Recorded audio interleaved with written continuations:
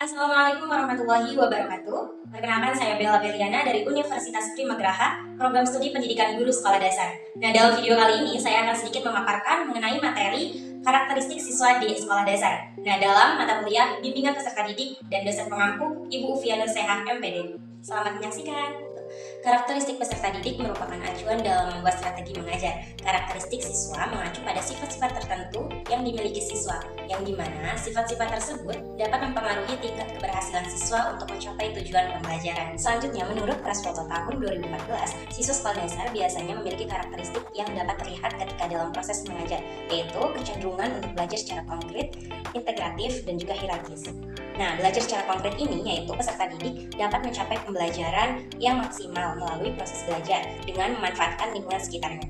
Nah, pembelajaran dapat lebih bermakna dan bernilai karena siswa berkesempatan untuk menghadapi keadaan nyata dan faktual secara langsung. Kemudian integratif. Integratif di sini dimaksudkan bahwa anak usia sekolah dasar masih memandang suatu hal dalam pembelajaran sebagai kesatuan dan terpadu. Nah, hierarki sendiri bermakna bahwa siswa sekolah dasar belajar mulai dari sesuatu yang sederhana kemudian bertahap pada hal yang kompleks. Jadi, dapat disimpulkan bahwa karakteristik siswa di sekolah dasar merupakan salah satu acuan guru dalam menentukan pembelajaran. Nah, karena setiap siswa harus melaksanakan kegiatan belajar yang sesuai dengan usia perkembangannya agar tercapai pembelajaran yang efektif. Karakteristik siswa pada tingkatan sekolah dasar dapat dibagi menjadi dua periode, yakni kelas rendah yang terdiri dari kelas 1, 2, dan 3, dan juga kelas tinggi, yakni ada kelas 4, 5, dan 6. Nah, pada fase kelas rendah, yakni berkisaran umur 7-9 tahun, ini memiliki karakteristik diantaranya yang pertama, adanya sifat yang cenderung memuji diri sendiri, dan yang kedua, suka membandingkan dirinya dengan anak yang lain. Yang ketiga, jika tidak bisa menyelesaikan soal, maka dianggap tak penting. Dan yang keempat, ini menghendaki nilai rapot yang baik. Dan untuk fase kelas tinggi, berkisaran umur 10-12 tahun, karakteristiknya itu yang pertama, besarnya rasa ingin tahu dan ingin belajar yang tinggi. Yang kedua, adanya minat belajar.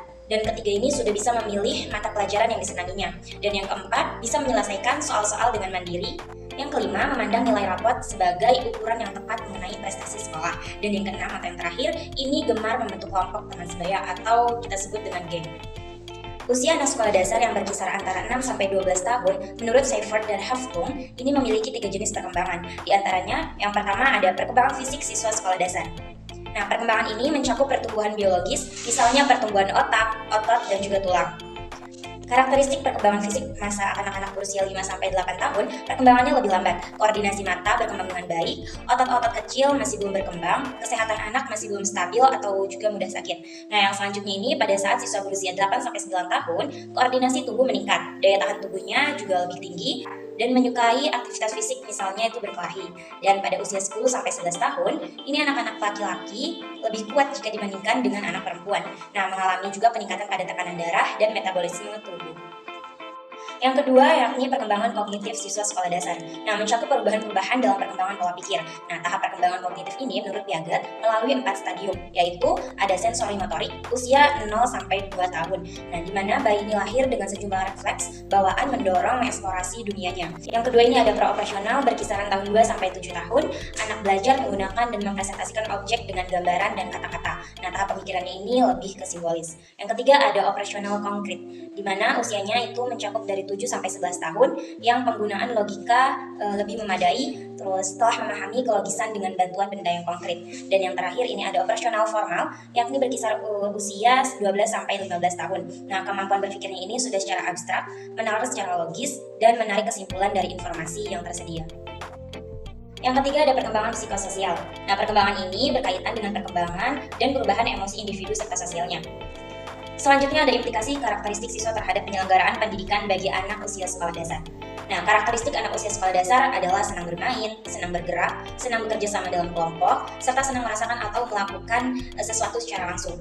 Oleh karena itu, guru hendaknya mengembangkan pembelajaran yang mengandung unsur permainan, juga memungkinkan siswa untuk bergerak dan bekerja atau belajar dalam berkelompok, misalnya dengan berdiskusi, serta memberikan kesempatan kepada siswa untuk terlibat langsung dalam pembelajaran. Itulah materi yang dapat saya sampaikan. Semoga dapat bermanfaat. Terima kasih. Wassalamualaikum warahmatullahi wabarakatuh. Sampai jumpa.